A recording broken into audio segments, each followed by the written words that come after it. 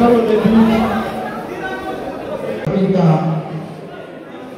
ina umar gobe alhaji sulaiman siniya yau mai girma kwamishinan ɗan sanda da kansa a wannan wuri kuma shi zai yi da wannan lambar yabo gare ka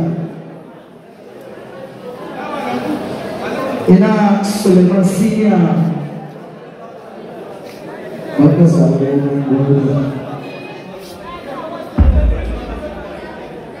to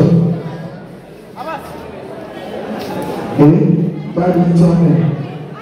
so na ka rage ban san ko za ka an yi magana ɗaya zuwa biyu kafin ka miƙa ba